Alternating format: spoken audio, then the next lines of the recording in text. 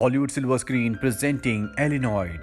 इस कहानी की शुरुआत में बताया जाता है कि एलियंस उन एलियंस को जो मुजरिम होते थे सज़ा के तौर पर अर्थ पर इंसानों के जिस्म के अंदर कैद कर दिया करते थे, और जब उन इंसानों की मौत होती थी तो उनके साथ वो एलियंस भी मर जाते थे। ये वक्त होता है सन 1380 एडी का, जहां पर एक औरत को दिखाया जाता है जो हवा में उड़ना शुरू हो जाती है।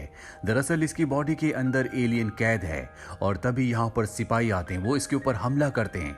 लेकिन इस औरत के चारों तरफ एक सुरक्षा कवच बना होता है, इसीलिए औरत को कुछ भी नहीं होता और इसकी बॉडी से तभी एलियन बाहर निकलता है। वो इन लोगों के ऊपर हमला कर देता है और एलियन इस वातावरण में जिंदा नहीं रह सकता। वो 5 मिनट से ज्यादा यहाँ पर सरवाइव नहीं कर सकता और तभी एक पोर्टल खुलता है जिसके अंदर से एक गाड़ी बाहर निकलती है। इस गाड़ी के अंदर एक रोबोट होता है जिसे एलियंस ने फ्यूचर से यहाँ पर भेजा है। इसका नाम गार्ड होता है। गार्ड के साथ एक दूसरा रोबोट डिवाइस भी होता है, ये भी एक रोबोट है। और अब गार्ड रोबोट उस एलियन पर हमला करता है जो औरत की बॉडी से बाहर निकला था, लेकिन एक बार फिर से वो उस औरत की बॉडी के अंदर चला जाता है। पर गार्ड रोबोट जो कि बहुत ही शक्तिशाली है, वो अपनी पावर से उस एलियन को खींच लेता है और जैसे ही एलियन उस औरत की बॉडी से बाहर निकलता है वो मरने वाली होती है। मरने से पहले वो गार्ड रोबोट को कहती है कि मेरी बेटी का ध्यान रखना, वो बहुत छोटी है। इसके बाद उस औरत की मृत्यु हो जाती है और अब यहाँ पर एक सिपाही आता है जो उस बच्ची के ऊपर हमला करने वाला होता है। पर तभी गार्ड रोबोट के साथ जो दूसरा डिवाइस रोबोट होता है वो इंसानी रूप में आ जाता है और उसे मारकर बच्ची को बचा लेता है। अब दोबारा पोर्टल खुलता है और ये दोनों के दोनों सन 2012 में वापस आ जाते हैं, जहां पर गार्ड रोबोट उस एलियन को जिसे वो उस वक्त से यहाँ पर लेकर आया है दूसरे एलियंस के साथ कैद कर देता है और यहाँ पर इनके पास टोटल 7 एलियंस है जो इनके कैदी हैं। गार्ड रोबोट जब बाहर जाता है तो देखता है कि उसके साथी रोबोट ने, जिसने इंसानी रूप लिया था, उसे बिना बताए बच्ची को भी गाड़ी में रख दिया था, जिस वजह से बच्ची भी अब इस वक्त में आ चुकी है। वो बताता है कि मैंने बच्ची को इसलिए रखा क्योंकि मैं इंसानों के बारे में जानना चाहता हूँ। और अब ये तय करते हैं कि ये इस बच्ची को खुद पालेंगे। वहीं हमें साल 1391 दिखाया जाता है, जहां पर एक जादूगर होता है, उसके पास 2 बिल्लियां भी होती हैं। और एक दिन जादूगर को पता चलता है कि एक क्रिस्टल का चाकू है जिसके ऊपर बहुत ही बड़ा इनाम है, जो भी उसे ढूंढेगा उसे इनाम दिया जाएगा। जादूगर को एहसास होता है कि वो इस चाकू को देख चुका है, लेकिन बहुत याद करने पर भी उसे याद नहीं आता। जिसके बाद वो एक नजूमी के पास जाता है, जिससे उसे पता चलता है कि सबसे पहले वो बेशकीमती चाकू एक मछुआरे को मिला था, उसके अंदर हीरे लगे हुए हैं। वो मछुआरा लोहार के पास उन हीरो को निकलवाने के लिए ले गया, लेकिन बहुत कोशिश करने के बाद भी वो हीरे नहीं निकाल पाया। जिसके बाद उस चाकू को एक सिपाही ने खरीद लिया और अब वो उस सिपाही से मिलने के लिए जाता है। पर जब वो वहां पर जाता है तो देखता है कि वहां पर एक और आदमी आया है जो कि उसी सिपाही से मिलने के लिए आया है। इस आदमी के कपड़ों को देखकर साफ साफ पता चलता है कि ये भविष्य से आया है, ये एक फ्यूचर मैन है। और इस फ्यूचर मैन का दावा होता है कि वो चाकू जो कि सिपाही के पास है वो इस फ्यूचर मैन का है। वो उसे कहता है कि वो चाकू मेरे हवाले कर दो, और जब सिपाही मना करता है तो उस फ्यूचर मैन के अंदर से एलियन उस आदमी के ऊपर यानी कि सिपाही के ऊपर हमला कर देता है, जिससे सिपाही बहुत बुरी तरह से जख्मी हो जाता है। वो उस चाकू को निकाल कर फेंक देता है और अब सिपाही की मौत हो जाती है। और इससे पहले कि फ्यूचर मैन उस चाकू को उठाता, वहां पर नजूमी भी आ चुका होता है जिसे पता था कि चाकू कहां पर है। वो उस चाकू को उठाकर भागने लगता है, लेकिन फ्यूचर मैन उसे देख लेता है। वो उसका पीछा करता है, पर जादूगर उसे रोकने के लिए अपनी शक्तियों का इस्तेमाल करता है। इसके बाद फ्यूचर मैन और जादूगर के बीच में फाइट होना शुरू हो जाती है और तभी इनको एक एलियन शिप दिखता है। और जब ये उस एलियन शिप के पास जाते हैं तो देखते हैं कि नदी के दूसरी तरफ एक औरत है जो इन्हें देखकर वहां से भाग जाती है। इन्हें कुछ भी समझ नहीं आता कि एलियन शिप यहाँ पर कैसे आया और वो औरत जो भागी है वो कौन है। इसके बाद हमें दिखाया जाता है सन 2022 का वक्त, यानी प्रेजेंट टाइम, जहां पर वो बच्ची जिसे गार्ड रोबोट अपने साथ ले गए थे वो अब 10 साल की हो चुकी है, क्योंकि वो उसके वक्त से उसे सन 2012 में लाए थे और अब सन 2022 है। रोबोट अपनी बच्ची का बहुत ध्यान रखते हैं। बच्ची को भी पता होता है कि उसके जो पिता हैं वो एक रोबोट है, वो उनसे बहुत प्यार करती है, पर वो उनके बारे में और भी जानना चाहती है। इसीलिए अपने फोन को जानबूझकर ऑन करके वो गाड़ी में छोड़कर चली जाती है और वो अपने पिता की यानी कि रोबोट की बातें सुनने लगती है, जिसमें उसके पिता जो कि गार्ड रोबोट हैं, वो दूसरे रोबोट से बात कर रहे होते हैं कि हमें एक एलियन को, जो कि एक मुजरिम यानी कि कैदी एलियन है, उसे इंसानों की दुनिया में लाना है और इंसानों के जिस्म में कैद करना है। इसके लिए हमें 107 इंसानों की जरूरत है, क्योंकि वो एलियन बहुत ही शक्तिशाली है। गार्ड एलियन जब गाड़ी से चला जाता है तो वहां पर उसकी बेटी आती है और वो अपना मोबाइल निकालने लगती है। तभी उससे एक बॉक्स खुल जाता है और ये वो बॉक्स होता है जिसके अंदर एलियंस को कैद किया जाता है। और इससे पहले कि वो एलियंस को गलती से आजाद करती, यहाँ पर गार्ड एलियन का जो दूसरा साथी होता है, जो कि एक रोबोट है जो कभी भी इंसान बन जाता है, वो आ जाता है और वो बच्ची को देखकर इंसान बन जाता है। इसके बाद वो उसे सब कुछ बताता है कि कैसे हम एलियंस को सजा देने के लिए इंसानों की बॉडी के अंदर कैद करते हैं। वो उसे ये भी बताता है कि हम तुम्हें पास्ट से लेकर आए हैं, हम पास्ट और फ्यूचर किसी भी वक्त में जा सकते हैं। तो अगले दिन गार्ड एलियन को और उसके असिस्टेंट को, यानी कि उसके साथी को जो अधिकतर रोबोट बनकर रहता है, एक हॉस्पिटल में जाना होता है। इसके बारे में इनकी बेटी को भी पता है, इसीलिए इनके पहुंचने से पहले वो उस हॉस्पिटल में पहुंच जाती है और वहां का वीडियो शूट करने लगती है। और तभी आसमान में हमें एक एलियन शिप को दिखाया जाता है, जो शिप से यहाँ पर एक अजीब सी चीज को फेंकता है, जो हॉस्पिटल के अंदर गिरने के बाद एक गोल्डन एग के रूप में बदल जाता है। और तभी उसके अंदर से एलियन के बहुत सारे टेंटिकल्स निकलते हैं, जो हॉस्पिटल में लगभग सभी इंसानों को पकड़ लेते हैं। गार्ड रोबोट की बेटी भी यहीं पर होती है, वो अपने आप को बचाती है। गार्ड रोबोट भी यहाँ पर आ जाता है। वो अपनी बेटी एन को देखकर हैरान होता है, लेकिन वो अभी अपने मिशन को पूरा करना चाहता है। और जब वो एलियंस के टेंटिकल 107 लोगों को पकड़ लेते हैं तो उनकी बॉडी में एलियन को ट्रांसफर करने के बाद वो वहां से चले जाते हैं। सब कुछ नॉर्मल हो जाता है, किसी को कुछ भी याद नहीं रहता। हमें एक बार फिर से 1391 का वक्त दिखाया जाता है, जहां पर जादूगर अपने साथी के साथ एक मंदिर में पहुंच जाता है, जहां पर मंदिर का रक्षक होता है। यहाँ पर पहले से एक हस्बैंड वाइफ आए होते हैं, जो उस मंदिर के रक्षक को अपनी बेशकीमती चीजें बेचना चाहते हैं। लेकिन मंदिर का रक्षक कहता है कि जाओ और पहले उस क्रिस्टल के चाकू को मेरे पास लेकर आओ। इसके बाद ये हस्बैंड और वाइफ अपने लोगों के साथ उस घर में उस आदमी तक पहुंच जाते हैं जिसके पास वो बेशकीमती चाकू है। ये उसे अपने कब्जे में कर लेते हैं और उससे चाकू लाने के लिए कहते हैं। और इससे पहले कि ये उस चाकू को हासिल करते, यहाँ पर एक फाइटर आ जाती है। वो उनसे उस चाकू को हासिल कर लेती है, पर अब जब वो चाकू लेकर यहाँ से निकलना चाहती है तभी मंदिर का रक्षक यहाँ पर आ जाता है और वो उस लड़की को बेहोश करके चाकू हासिल कर लेता है। अब हमें एक बार फिर से सन 2022 का वक्त दिखाया जाता है, जहाँ पर गार्ड एलियन और उसका साथी अपनी बेटी एन को बताता है कि यहाँ पर बहुत सारे ऐसे भी एलियंस होते हैं जो कि बुरे हैं, जो इंसानों को नुकसान पहुँचाना चाहते हैं और हम इंसानों की रक्षा करते हैं। और अब दिखाया जाता है कि जो बुरे एलियंस होते हैं उनका एक स्पेसशिप धरती की तरफ आ रहा होता है, जो उन कैदी एलियंस को छुड़वाना चाहता है जिन्हें इंसानों की बॉडी के अंदर कैद किया गया है। और अब गार्ड एलियन और उसका साथी उन एलियंस को रोकना चाहते हैं और उनकी बेटी एन जिद करती है कि मैं भी आपके साथ आऊंगी, इसीलिए एन को भी ये अपने साथ ले जाते हैं।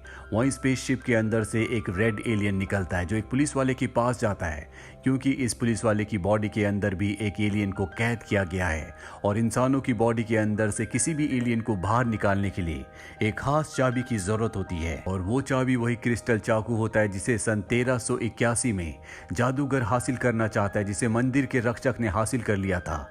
और सन 2022 में वो क्रिस्टल का चाकू गार्ड के पास होता है। गार्ड भी इस जगह तक पहुंच जाता है जहां पर रेड एलियन है और गार्ड अपने रोबोटिक रूप में आ जाता है, जिसके बाद इन दोनों की एक घमासान फाइट होती है। लेकिन इस फाइट के दौरान रेड एलियन गार्ड से किसी तरह से उस चाकू को हासिल कर लेता है और अब वो उस पुलिस वाले तक पहुंचना चाहता है जिसकी बॉडी के अंदर एलियन कैद है। पुलिस वाला अपनी जान बचाने के लिए वहां से गाड़ी से भागने लगता है।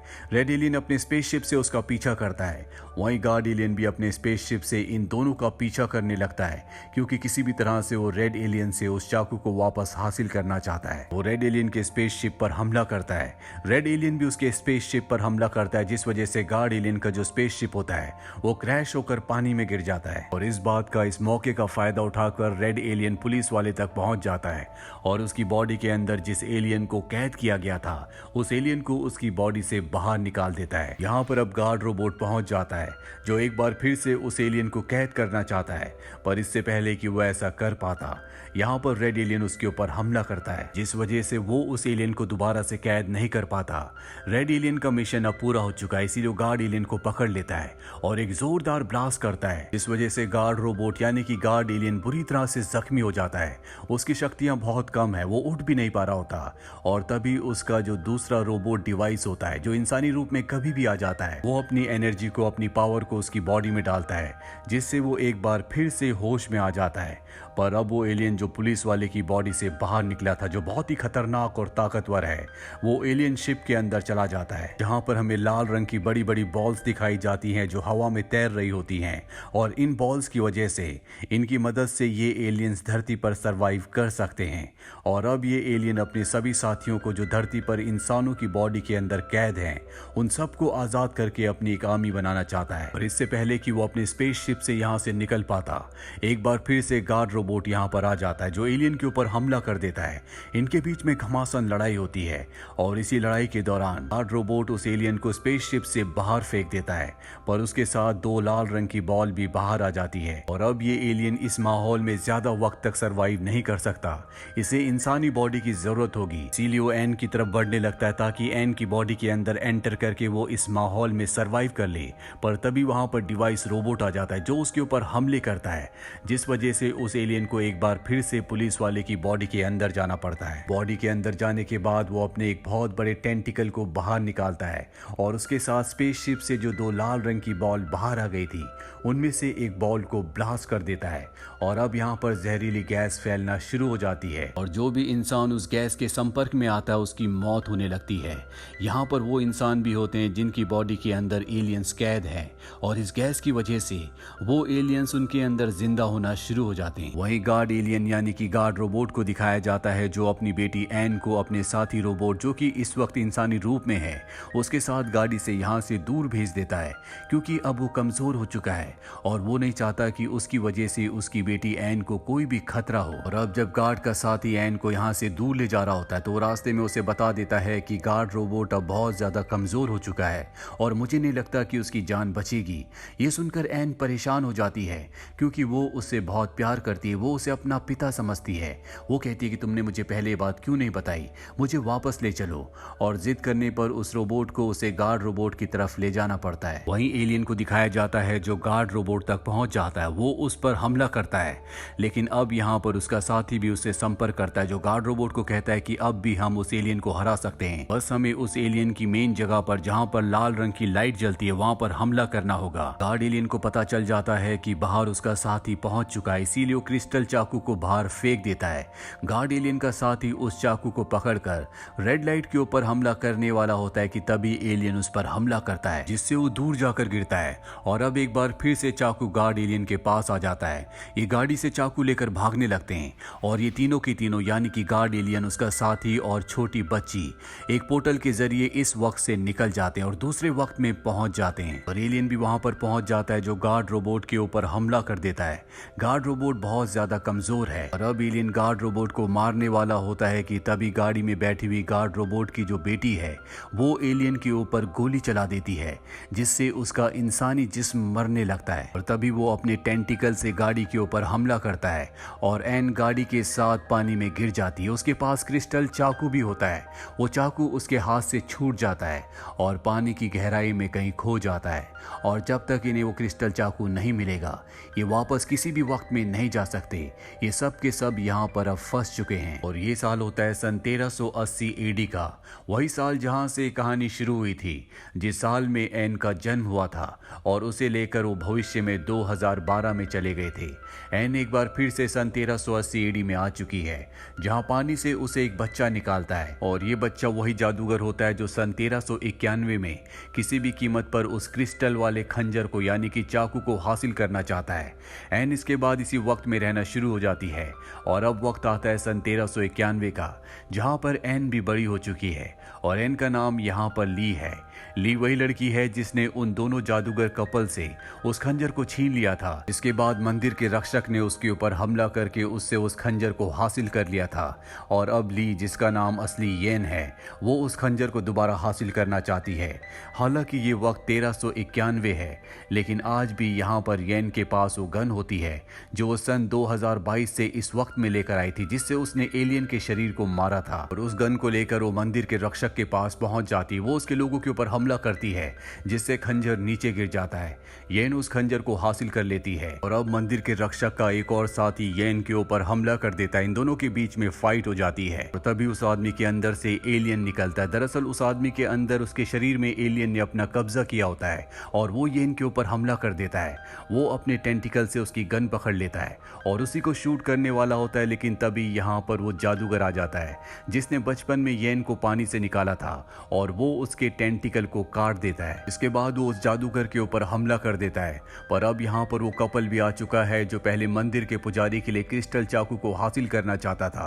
ये दोनों भी मैजिशियन कपल हैं। इसके बाद जो लेडी होती है वो अपने जादुई आईने के अंदर हाथ डालकर अपने हाथ को बहुत बड़ा कर लेती है और वो बड़ा हाथ उस एलियन को मारने के लिए जाता है। एलियन अपनी लेजर बीम से उसके हाथ पर हमला करता है, पर तभी जादूगर उसके हाथ को काट देता है। वहीं घड़े के अंदर जहां पर मंदिर के रक्षक को कैद कर दिया गया था, उसके अंदर से एक बहुत ही खतरनाक एलियन निकलता है जो मंदिर के रक्षक के शरीर के अंदर था और अब वो जादूगर को मारने के लिए उसकी तरफ बढ़ता है। और जब येन ये देखती है तो वो उस पर गोली चलाती है और अब वो एलियन येन की तरफ बढ़ना शुरू कर देता है। येन वहां से भाग जाती है और वो जादूगर जो दूसरा एलियन होता है उसे अपनी तलवार से मार देता है और वो तभी राख हो जाता है। जिस इंसान के शरीर के अंदर ये मरने वाला एलियन था वो जादूगर को बताता है कि एलियंस का जो लीडर है वो तुम्हारे शरीर के अंदर है।